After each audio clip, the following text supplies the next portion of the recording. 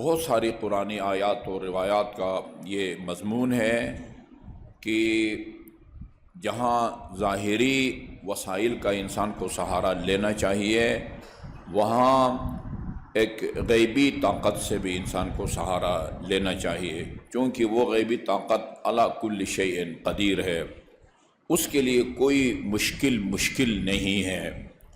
تو اس غیبی طاقت کا سہارا لینے کا جو طریقہ بتایا گیا ہے، وہ غیبی طاقت وہ استغفار بھی ہے، وہ صدقہ بھی ہے، یہ بہت ساری چیزیں ہیں۔ ان غیبی طاقتوں میں سے ایک طاقت، اس طاقت کا سہارا لینے کا ایک ذریعہ وہ دعا ہے، دعا۔ سورہ یونس جو سورہ نمبر 10 ہے، اس کی آیت نمبر 12 میں اللہ تعالیٰ نے انسان کی عجیب کیفیت اور حالت کا منظر جو ہے نا وہ پیش کیا ہے۔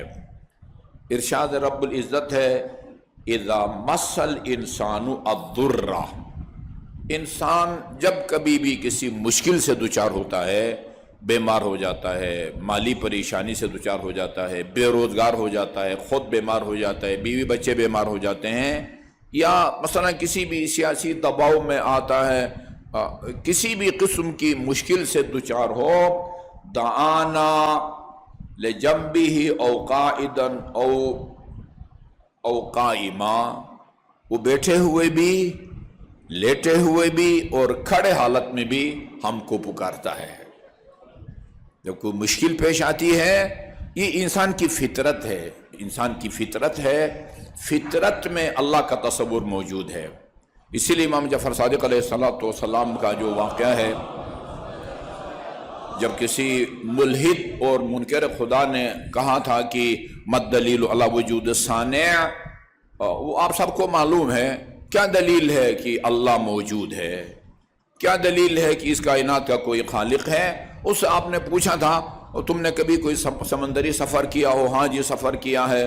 اس میں تمہارے سفر میں کوئی مشکل پیش آئی ہو، طوفان آیا ہو؟ کہا ہاں، وہ طوفان کا شکار ہو گئی تھی ہماری کشتی، اور میرے سارے ساتھی ہم سفر غرق ہو گئے تھے، ایک تختی پر میں زندہ بچ گیا تھا، دور دور تک مجھے کوئی بچانے والا نظر نہیں آ رہا تھا، کوئی آبادی نظر نہیں آ رہی تھی، کوئی انسان زندہ نظر نہیں آ رہا تھا، میں زندگی سے مایوس ہو رہا تھا۔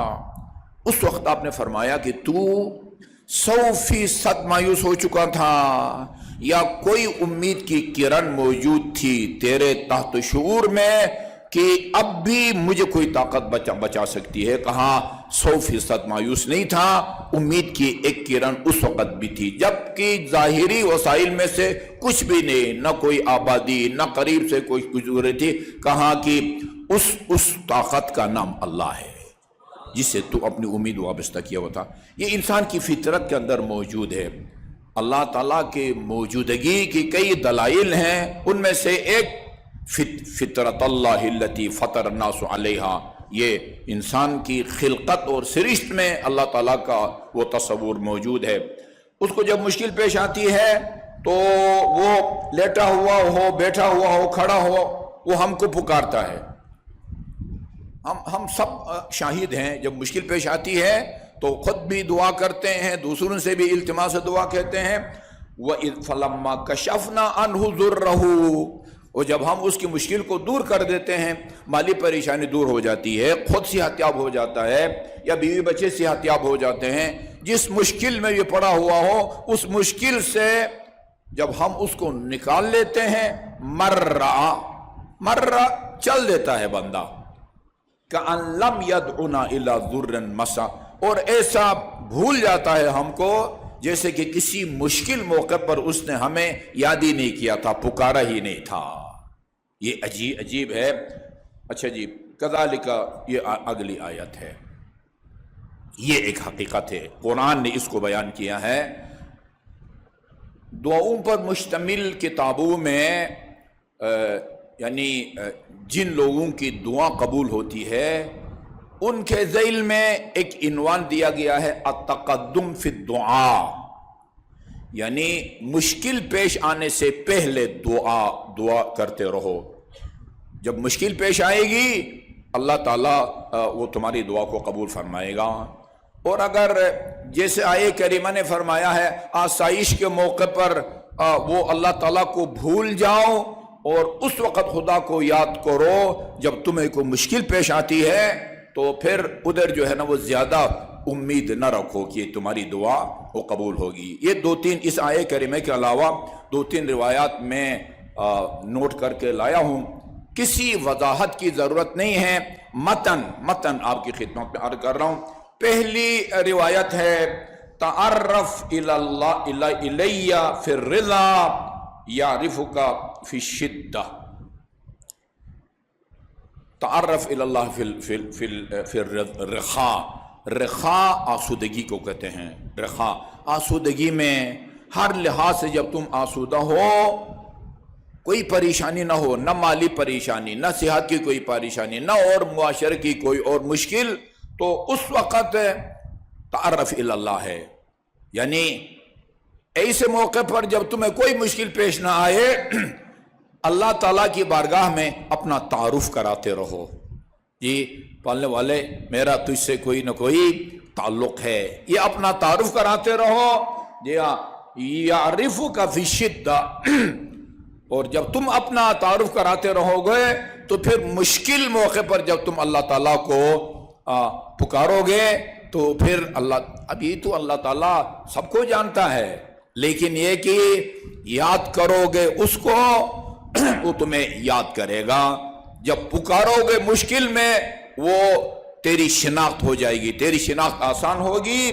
جی ہاں، من تقدم فی الدعاء استجیب لہ اذا نزل بہ البلاء، جو بلا نازل ہونے سے پہلے، کسی بھی بحران کی شکار ہونے سے پہلے یا بیماری سے پہلے، جسے کہتے ہیں نا حفظ ما تقدم، ہاں پہلے سے دعا مانگتا رہے، ضروری نہیں ہے کہ اس وقت دعا کرو اپنی صحت کے لیے جب تم کسی پیچیدہ بیماری کی شکار ہو جاؤ، نہیں، جب صحت مند ہو تو بھی اللہ تعالیٰ سے دعا کرو کہ خدایا یہ میری عافیت کی صورت میں، صحت کی صورت میں جو تو نے مجھے نعمت دے رکھی ہے، یہ نعمت مجھ سے سلب نہ کر، جو رزق حلال تو نے مجھے دے رکھی ہے اس کو مجھ سے سلب نہ کر، یعنی آسائش کے موقع پر وقتاً فوقتاً جو خدا کو یاد کرتا ہے استجیب اللہ اذا نزل بہ البلاء، جب بلا کے موقع پر جب یہ دعا کرے گا اس کی دعا کو اللہ تعالیٰ قبول فرمائے گا۔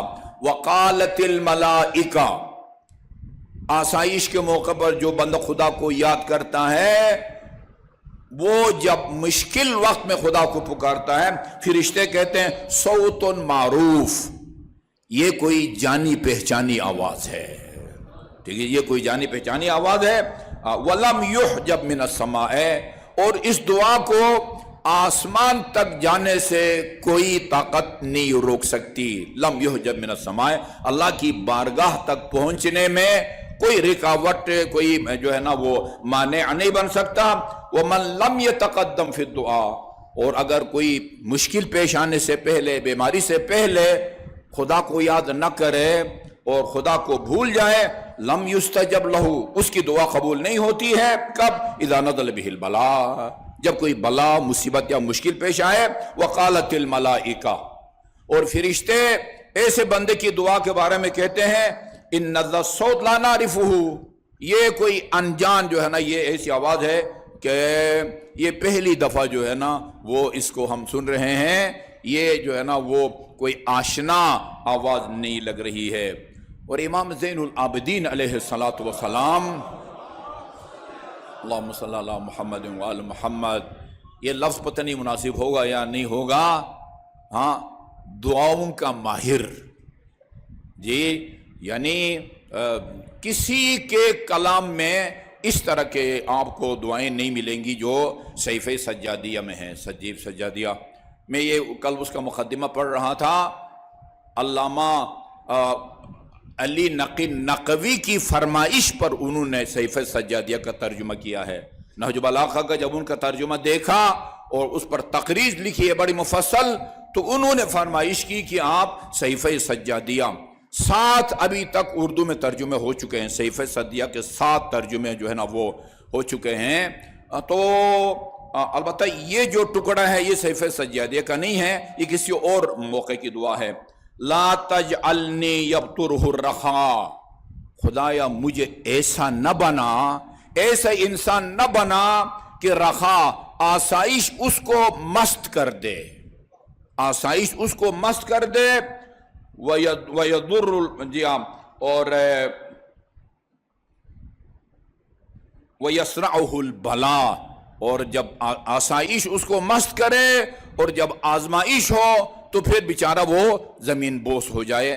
صاد رے عین، اس کا مطلب پچھاڑنا ہوتا ہے۔